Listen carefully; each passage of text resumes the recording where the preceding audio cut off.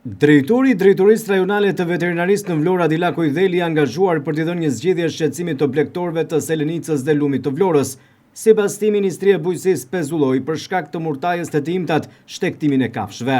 Me një kërkesë të tyre kanë 2-3 ditë që kanë bërë një kërkesë për të takuar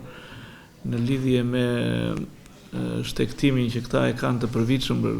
zonat ku kanë kullota. I pritëm sot dhe problemi qëndron që certifikatat e lëvizjes janë të nevojshme për të shoqëruar për transport për në Korça, në Skrapara, në zonat të ndryshme këta ku shkojnë. Sot nuk lëshohet që nga data 4 qershor, pasi ka një urdhër të ministres që kufizon gjitha lëvizjet e kafshëve nga ferma në fermë, nga ferma në kullot, me përjashtim për në tertore që për momentin lejohet, pasi si që jeni ndjeni, në Shqipëri kanë dalë vatrat e para të prezencës murtajës ruminantëve të vegjël, që prek delet dhe dhit, dhe është një sëmundje që vërtet nuk është zoonoz, nuk bën problem për shëndetin publik, por është një sëmundje që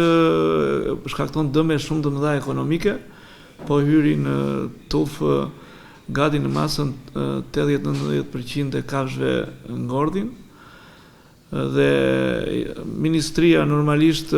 është detyruar të marrë këto masa shtrënguese për të kufizuar lëvizjet e kafshëve, pasi sëmundja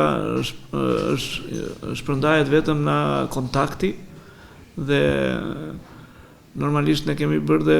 takime dhe intervista tjera me ju që kemi bërë thirrje fermerëve që mos të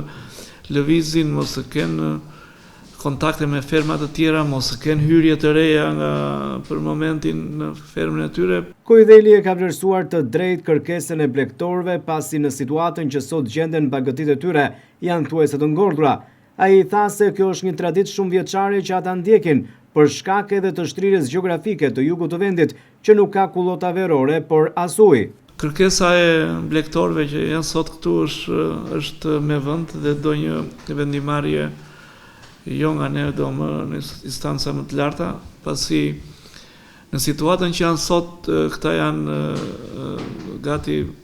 të ngordhura, quhen, edhe në këtë situatë që janë sot këta, pa ujë dhe pa ushqim, jo për fajin e tyre, por kjo është një traditë qindra vjeçare që për shkak të zonës gjeografike ku shtrihet jugu, nuk ka kullota verore, por normalisht nuk ka as ujë. Janë tërpsore për mbijetesën e baktive. Janë penguar për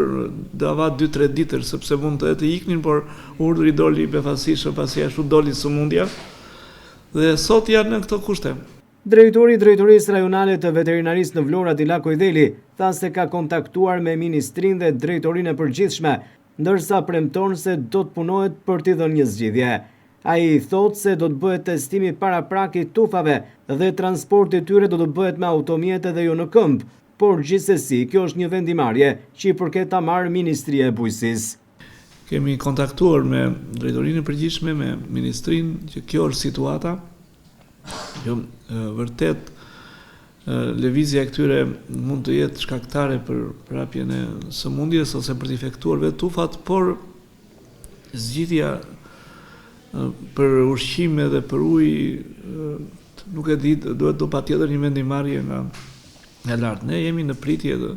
vendimarrje që çfarë mund të bëjmë testim të tufave paraprake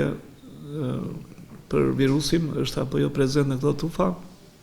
dhe mendohet për lëvizje të shoqëruar me veterinera vetëm me transport, jo në këmbë.